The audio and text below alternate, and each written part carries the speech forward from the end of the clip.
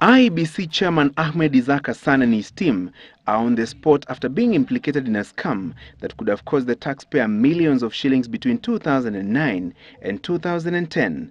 Prosecution documents filed in a London court after investigations by Britain's Serious Fraud Office claims Hassan and other senior officials in the defunct Interim Independent Electoral Commission IEC pocketed over 50 million shillings as bribes and kickbacks, codenamed Chicken, from a British printing firm, Smith and Osman, to help it secure 7 lucrative tenders to supply electoral materials such as ballot papers, voter registration forms, voter identification cards and nomination papers. Allegations that seem to have availed extra ammunition for opposition team CORD to push for the disbandment of the Electoral Boundaries Commission. Yani bei ya karatasi ya kura zilikuwa zinazidishwa na kwa rupurupu ya kulipa wale jamaa balikuwa wanaita ati pesa ya kuku.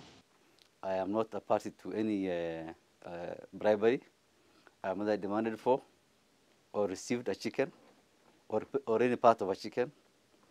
And the allegation is ludicrous. According to the court documents, the then IEC officials implicated in the scandal are said to have inflated the price of printing the 14.5 million ballot papers ordered for the 2010 referendum poll from 2 shillings and 30 cents to 3 shillings and 13 cents per ballot paper. The then electoral officials are said to have pocketed 14.8 million shillings as kickbacks. However, the IEBC chairman has dismissed the findings of the Serious Fraud Office that probed the matter. I don't deal with the procurement of materials in this office.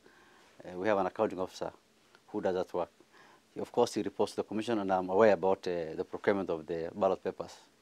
And I don't think we became aware of any inflation of prices or of any allegations against any of our officers who are dealing with the procurement. James Oswago, whose term as IEBC's chief electoral officer has since lapsed, was adversely mentioned in the prosecution documents filed at the London court. He also served as the accounting officer for the defunct IEC that was succeeded by IEBC. Other electoral officials linked to the chicken soliciting scam include Oswago's former deputy Gladys Bosch-Chalet, procurement officer Kennedy Karani, and former IEC commissioners Davis Chirchir and Ken Nyaundi. Chirchir is the current cabinet secretary in charge of energy and petroleum.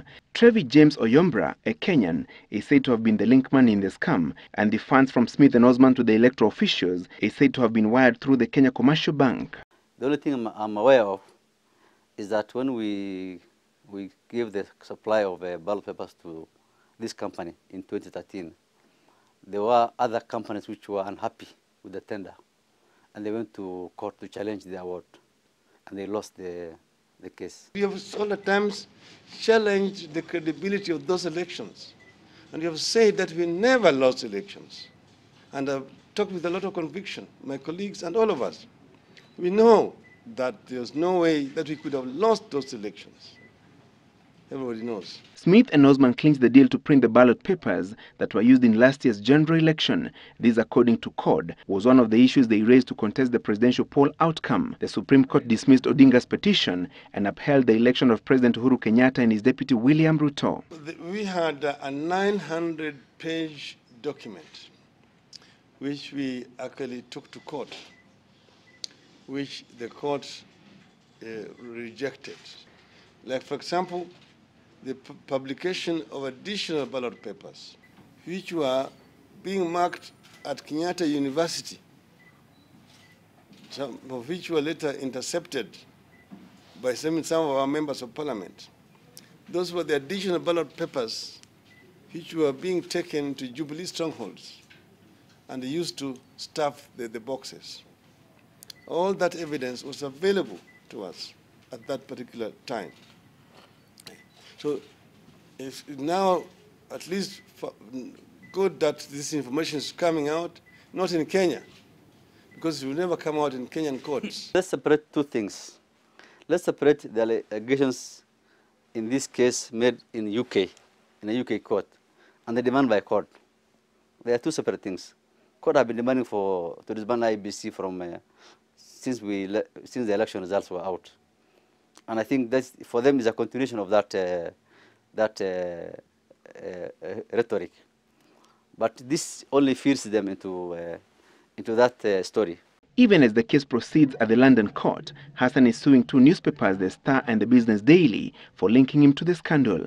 It's just a case which is going on. And the media in Kenya should not take every allegation made by the prosecution as the gospel truth. We have not heard from the other side of the story. Francis Gashuri for The Big Question.